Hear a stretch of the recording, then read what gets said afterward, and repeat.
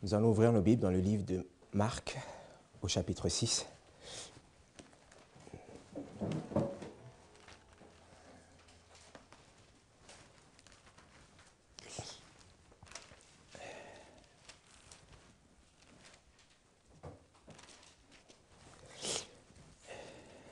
Nous lirons les versets 30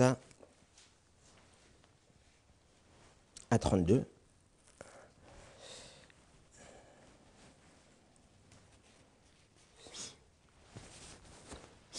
Donc Marc 6, les versets 30 à 32. L'objectif de notre méditation va se trouver dans ces trois versets. Et les apôtres se rassemblèrent auprès de Jésus, lui racontèrent tout ce qu'ils avaient fait, tout ce qu'ils avaient enseigné. Et il leur dit, « Venez à l'écart, dans un lieu retiré, et prenez un peu de repos, car ils allaient et venaient, tant de monde qu'ils n'avaient pas même le temps de manger. » Ils s'en allèrent donc dans une barque, à l'écart, dans un lieu retiré. Le contexte que l'on trouve dans Marc, chapitre 6, c'est lorsque les disciples vont commencer leur campagne d'évangélisation. Donc là, c'est la première fois qu'ils se retrouvent sur les champs missionnaires. Pour le temps, vous pouvez noter dans Jésus-Christ, à la page 351, au paragraphe 2, la sœur White nous dit que c'est la première campagne d'évangélisation que les disciples ont faite. Okay, donc c'est la première fois qu'ils sont allés sur le terrain. Le verset nous dit que les apôtres ils se sont rassemblés autour de la personne de Jésus-Christ. Pour quelle raison ils se sont rassemblés auprès de Jésus-Christ? Pour quelle raison? Rappelons-nous le contexte, c'est la première fois qu'ils se retrouvent sur le champ missionnaire, c'est la première fois qu'ils vont évangéliser. Pourquoi ils reviennent voir Jésus-Christ? Pour prendre des forces, on va noter cela, pour prendre des forces. Oui, ok. Faire un rapport. Ok, donc la première fois, ils vont évangéliser, mais qui est-ce qui les a envoyés? Lui-même, Jésus-Christ lui-même. Donc ils viennent le voir pour lui dire ce qu'ils ont fait sur le champ missionnaire. Dans le contexte aussi de Marc au chapitre 6, au milieu du chapitre, on voit le contexte de la mort de Jean-Baptiste. Okay, Jean-Baptiste, c'est celui qui a préparé quoi? Le terrain, la voie de l'évangile pour la venue de Jésus-Christ. Donc il y a un contexte assez particulier. Ils se rassemblent parce que pour eux, c'est une bonne nouvelle, n'est-ce pas, d'avoir été annoncé la bonne nouvelle aux autres. Mais aussi, il y a un des disciples de l'Éternel, Jean-Baptiste, qui se retrouve mort. Donc c'est un contexte assez particulier pour les disciples. Donc nous avons dit que pour rendre compte, pour reprendre des forces, et pourquoi encore? Ok, vous pouvez participer. Hein.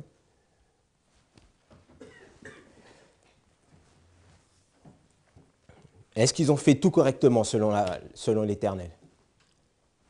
D'après vous? Non. Ils n'étaient pas encore prêts. Effectivement, l'Éternel les envoyait sur le terrain, mais ils avaient encore des difficultés. Pourquoi ils avaient des difficultés? Parce qu'ils avaient une mauvaise compréhension de ce que Jésus-Christ leur avait enseigné, mais parce qu'il y avait des rivalités. Est-ce qu'il y avait des rivalités entre les disciples? Oui. L'un voulait se mettre à sa droite et l'un voulait se mettre à sa gauche. Ils avaient une mauvaise compréhension de ce que Jésus-Christ attendait d'eux. Donc le fait qu'ils reviennent à lui, Jésus-Christ va leur dire de venir à l'écart. Il va leur expliquer certaines choses. Mais quel est le véritable problème de l'homme? L'orgueil. Ouais. Donc même si c'est Jésus-Christ qui envoie les disciples, qui nous envoie nous aussi, l'orgueil peut être dans notre cœur, n'est-ce pas? Donc la chose que l'Éternel veut aussi préserver les disciples et nous préserver, c'est de l'orgueil. Parce que la gloire revient à qui? À Dieu, à Christ. Amen. Prenons le livre de Proverbes au chapitre 29. Proverbe 29. Nous lirons le verset 23. Proverbe 29, le verset 23, la Bible nous dit « L'orgueil de l'homme fait quoi? l'abaisse. Mais celui qui est humble d'esprit obtient quoi? La gloire. Mais nous avons dit que la gloire appartient à Dieu. Donc, nous ne pouvons pas nous glorifier. La seule personne que nous devons glorifier, c'est Jésus-Christ lui-même. Allons dans Jean au chapitre 15. Jean au chapitre 15. La Bible nous enseigne, dans le livre de Timothée, que toute écriture est inspirée pour faire quoi? Instruire. Donc, durant ce week-end, nous allons aller un petit peu ici, un petit peu là, dans l'Ancien, Nouveau Testament, dans différents livres de la Bible, pour vous montrer ce que la parole de Dieu nous enseigne sur le message des trois anges, qui est la base, la plateforme de l'évangile éternel. Disons Jean, chapitre 15, le verset 5. « Je suis le cep et vous êtes les serments. Celui qui demeure en moi et en qui je demeure porte beaucoup de fruits, car sans moi, quoi? Vous ne pouvez rien faire. » Ça, c'est l'évangile éternel. Le fait de retourner à Jésus-Christ, le fait de prendre ses remarques, de prendre ses avertissements, c'est pour nous rappeler que sans lui, nous ne pouvons rien faire. Mais au préalable, qu'est-ce que nous devons faire? Se donner, demeurer en Jésus-Christ. Et là, les disciples avaient encore cette difficulté. Et c'est pourquoi l'Éternel venait toujours pour les reprendre. Retournons dans notre livre de base, Matthieu chapitre 4. Matthieu chapitre 6, pardon. Marc 6. Marc 6.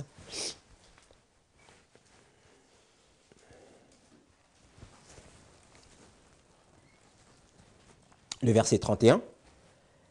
Marc 6, le verset 31, la Bible nous dit, « Et il leur dit, venez à l'écart, dans un lieu retiré, et prenez un peu de repos, car il allait et venait tant de monde qu'il n'avait même pas de temps de manger. » Pourquoi l'Éternel demande à ses disciples de venir à l'écart? Comment? Ouais, pour la tempérance, ok. Et le fait de venir à l'écart, ça signifie quoi? Comment? Prendre du recul, ouais.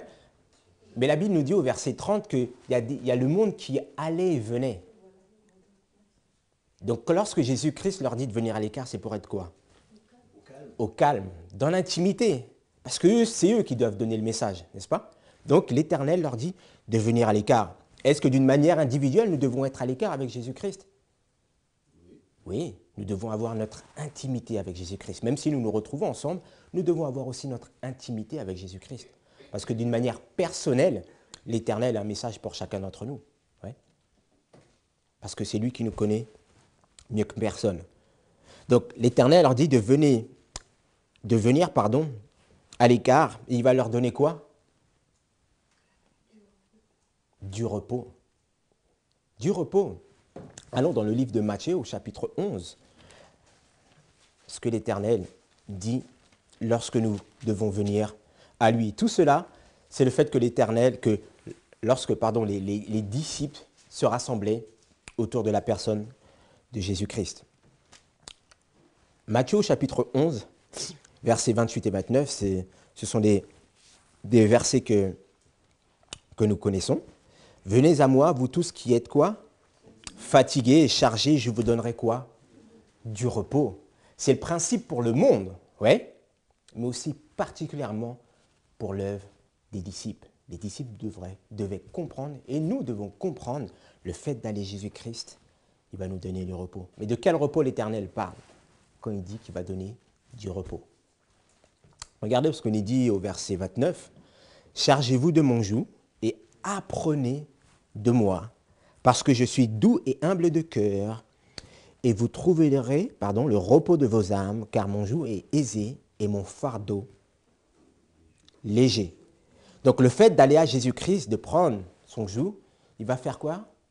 Il va nous instruire. Jésus-Christ n'est-il pas le meilleur pasteur qu'il puisse avoir? Le meilleur enseignant? La première chose, c'est lorsque nous venons à lui, il veut nous instruire, afin que nous puissions comprendre qui il est et ce qu'il attend de nous. Mais qu'est-ce que représente le repos? Aussi dans la Bible. Un mot peut avoir plusieurs définitions dans la Bible, n'est-ce pas? Oui? Qu'est-ce que représente le repos aussi dans la Bible? Est-ce que vous pouvez me donner un autre exemple?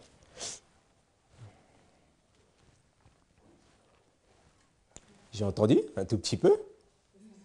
Le sabbat, oui. Le sabbat est un jour de repos. Oui, l'Éternel a créé les cieux et la terre en 6 jours, et le 7e jour, il s'est reposé, et nous devons nous reposer en l'Éternel. Ouais. Est-ce que nous sommes le jour du sabbat aujourd'hui? Non. Et est-ce que nous devons nous reposer en l'Éternel? Oui. Donc d'une manière spirituelle, nous devons avoir une vie quotidienne. Pas le sabbat, hein, parce que le sabbat c'est vraiment un jour particulier, mais spirituellement, nous devons être en connexion avec Christ tout le temps. Oui ou non? Oui? Oui? Oui, ok. Donc effectivement, la Bible nous montre que le sabbat est un synonyme de repos. Les disciples aussi avaient besoin de sagesse, de douceur, des mots de Jésus-Christ, n'est-ce pas? Parce qu'ils n'avaient pas encore le caractère du Christ.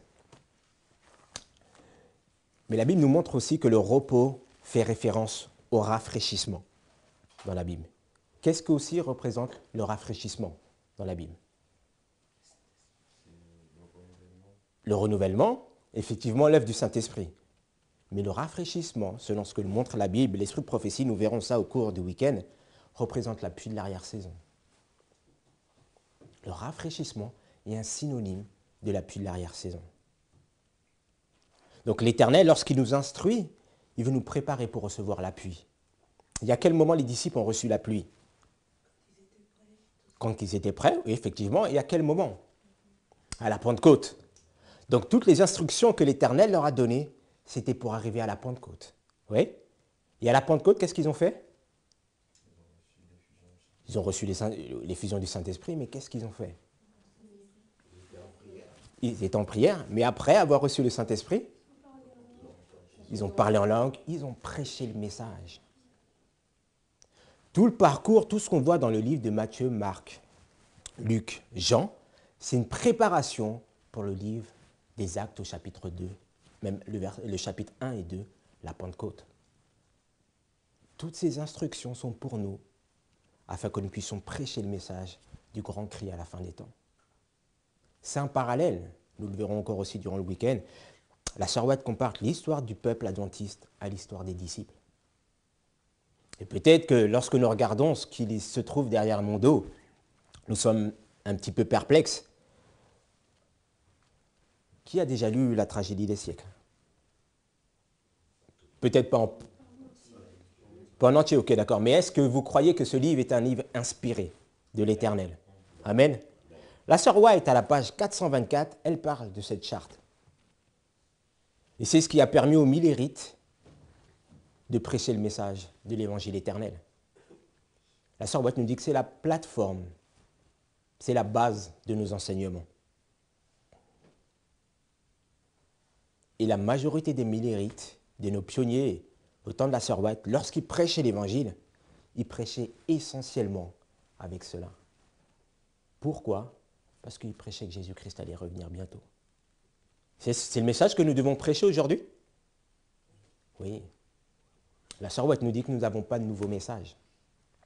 C'est le message de l'évangile éternel, basé sur la plateforme de la vérité. Et pourquoi aujourd'hui il y a tant de différentes doctrines dans l'Église? Pourquoi le peuple, l'Église, les responsables d'Église sont sortis de la plateforme? Pourquoi il y a beaucoup de mauvais enseignements dans l'Église? C'est parce que nous n'avons pas la bonne base. Nous ne sommes pas basés sur l'évangile éternel. L'évangile éternel est basé sur le principe du message du premier, deuxième et troisième ange. C'est ce que nous avons vu hier. Et tous les prophètes, tous les serviteurs ont enseigné la même chose. Et c'est ce que nous devons faire aujourd'hui. Pas une histoire d'amour frelaté, efféminé, comme la sœur White l'appelle, mais un message pour avertir le monde que Jésus-Christ est en train de juger l'humanité. Effectivement, c'est la bonne nouvelle de Jésus-Christ à l'ombre de la croix, parce que lorsque nous regardons attentivement cette charte, au centre, il y a Jésus-Christ, et sur celle-ci aussi, au centre, il y a Jésus-Christ. La parole de Dieu nous montre que nous avons vu que l'évangile est basé par la parole prophétique. C'est peut-être un mot que vous allez entendre beaucoup. Ce n'est pas du fanatisme, mais c'est juste le principe de ce que la Bible appelle la bonne nouvelle, l'évangile éternel.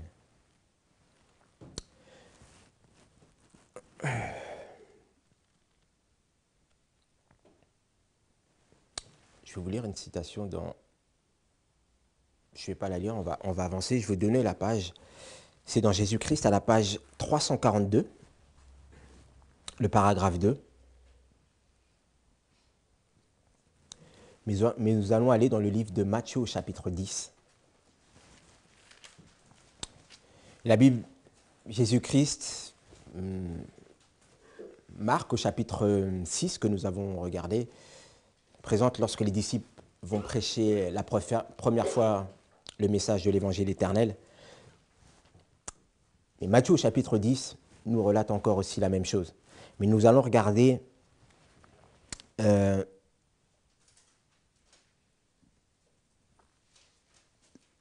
5 versets, les versets 10 à 14. Matthieu chapitre 10, les versets 11 à 14. Et la citation que je vous donnais, c'était dans Jésus-Christ, à la page 342, le paragraphe 2. Et la sœur White, elle fait un commentaire sur ces versets. Donc lorsque l'Éternel a dit à ses disciples de partir, il leur a dit, ne prenez, je vais lire même à partir du verset 9, ne prenez ni or, ni argent, ni monnaie dans vos ceintures, ni sac pour le voyage, ni deux habits, ni souliers, ni bâtons, car l'ouvrier est digne de sa nourriture. Et dans quelque ville ou bourgade que vous entriez, informez-vous de ce qui est digne et demeurez chez lui jusqu'à ce que vous partiez. Et quand vous entrerez dans quelque maison, saluez-la. Et si la maison en est digne, que votre paix vienne sur elle. Mais si elle n'en est pas digne, votre paix retourne avec vous. Le verset 14. Et partout où l'on ne vous recevra pas, où l'on n'écoutera pas vos paroles, en sortant de cette maison ou de cette ville, qu'est-ce que vous devez faire? Secouer la poussière de vos pieds. Lorsque les disciples partaient pour prêcher l'évangile, l'Éternel avait déjà préparé les cœurs de ces individus, n'est-ce pas? Exactement la même chose pour nous. Mais le verset 14 nous dit que lorsque on ne va pas vous recevoir, vous devez faire quoi? Secouer vos pieds. Pour quelle raison ils devaient secouer leurs pieds? Qu'est-ce que ça signifiait? Parce que la Bible nous présente deux choses. Ceux qui vont accepter, ceux qui vont être dignes et ceux qui vont être quoi? Indignes. Okay? Donc on trouve encore deux catégories de personnes. Ça, c'est le principe de l'évangile éternel, Genèse 3, 15. Deux catégories de personnes. Et ceux qui vont refuser, ceux qui seront indignes, secouez vos pieds. La sœur White nous dit que lorsque Jésus-Christ leur a dit ça, c'est pour montrer que le message qu'ils apportaient, c'est un message solennel. Que c'était un message important, une question de vie ou de mort. C'est ce qu'elle dit dans Jésus-Christ à la page 342. Voilà pourquoi ils devaient secouer leurs pieds. Peu importe ce que les gens pensent, que ce sont des choses nouvelles pour eux, ou que ce n'est pas selon ce qu'ils ont appris durant tant d'années dans la synagogue ou dans l'église adventiste, nous devons prêcher le message, d'abord à Israël et après au monde. Mais nous devons prêcher le message. Et si les gens ne sont pas dignes, continuez votre chemin. Mais le message, la graine a été semée. Et ce n'est pas un message pour faire plaire au monde, selon la condition du monde, selon la culture, mais selon les principes de la Bible. Amen. Évangéliser à la page 20. Je vais prendre cette citation, elle est importante. Évangéliser.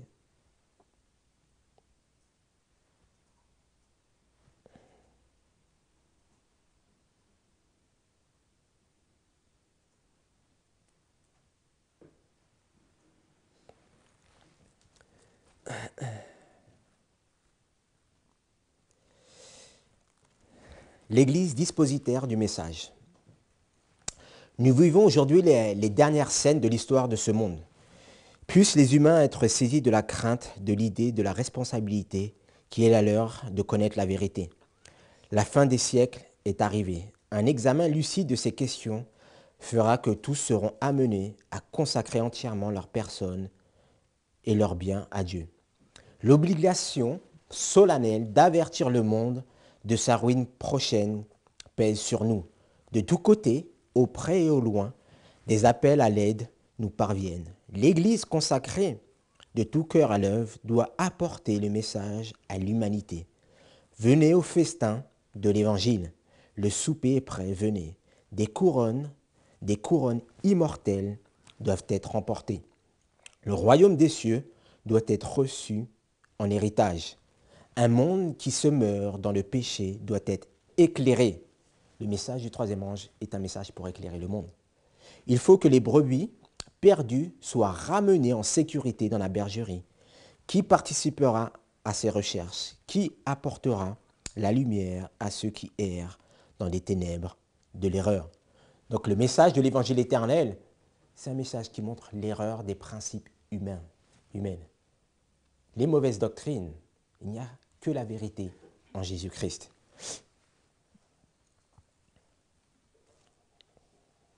Chacun décide aujourd'hui de son sort éternel.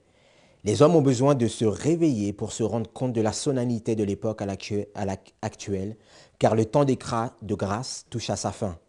Des efforts résolus devraient être faits pour attirer l'attention au monde sur la proclamation du message pour notre temps. Et quel est le message pour notre temps? Le troisième ange doit aller au-devant avec toute puissance, avec une grande puissance. Le dernier message pour l'humanité, la sœur White nous dit que le dernier message de miséricorde, c'est le message du troisième ange. Et c'est le message que nous devons prêcher, vous et moi. Le fait de retourner à Jésus-Christ, d'aller à l'écart, c'est pour recevoir les instructions selon la vérité, les principes qu'il a donnés pour notre génération. Voilà pourquoi Jésus-Christ leur disait de venir à l'écart. Voilà pourquoi Jésus-Christ désire que nous puissions venir à l'écart, car lui-même, il va nous instruire sur les vérités pour notre temps.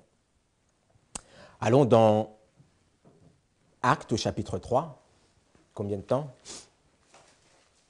Merci. Actes au chapitre 3.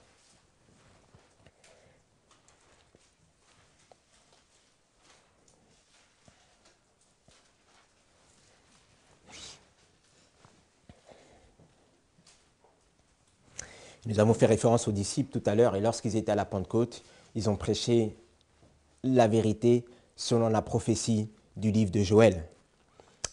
Et lorsqu'ils ont prêché, voilà ce qu'il leur a dit à cette génération, mais ce qu'il est en train de nous dire aujourd'hui, parce que Jésus-Christ n'est pas encore revenu. Le verset 19 nous dit, Actes chapitre 3, le verset 19 et 20. Repentez-vous donc et vous convertissez afin que vos péchés soient effacés, afin que le temps de rafraîchissement vienne de la part du Seigneur et qu'il vous envoie celui qui vous a été annoncé auparavant, Jésus-Christ, notre Sauveur. Nous devons nous repentir et être convertis afin que nous puissions recevoir le rafraîchissement. Le rafraîchissement, c'est l'appui de l'arrière-saison pour prêcher l'Évangile avec toute puissance.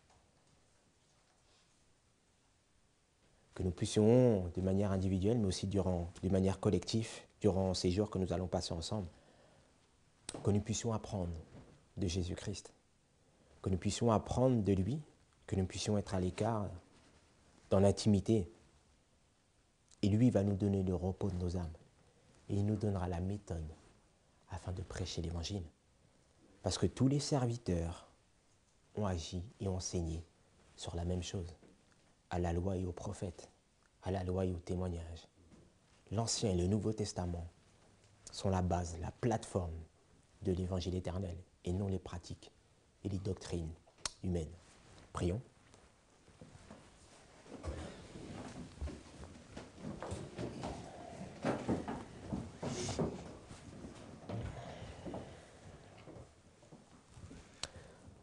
Seigneur éternel, nous voulons te dire merci pour avoir envoyé ton Fils Jésus-Christ, afin qu'il puisse nous racheter de ce monde, Seigneur, de perdition, afin de nous libérer de l'esclavage de ce monde, de l'esclavage du péché. Et Seigneur, nous voulons apprendre de ton Fils, que Père éternel, nos cœurs puissent être tournés à la croix, afin de contempler notre Sauveur, afin qu'il puisse nous instruire, afin que nous puissions être des serviteurs malléables entre ses mains, Seigneur, pardonne-nous pour nos infidélités, nos manquements, que tu puisses à cet instant purifier nos cœurs par le sang précieux de Jésus-Christ, notre Sauveur. Mais nous te supplions de garder notre esprit ouvert, afin que nous puissions entendre et assimiler les enseignements que tu as pour nous, Seigneur. Que nous puissions revenir à toi et que nous puissions te laisser agir dans nos cœurs, Père. Pardonne-nous encore pour notre manque des fois de compréhension et d'acceptation de ta parole, mais que tu nous montres qu'à travers ton Fils Jésus-Christ, nous pouvons arriver à la perfection selon le modèle que tu nous as montré. Ô Père, que nous puissions être des enfants, des hommes et des femmes repentants et convertis, afin que nous puissions recevoir l'appui de l'arrière-saison. Merci Père, et continue d'être avec nous durant cette journée. Nous t'en prions au doux nom de Jésus-Christ, notre Sauveur. Amen.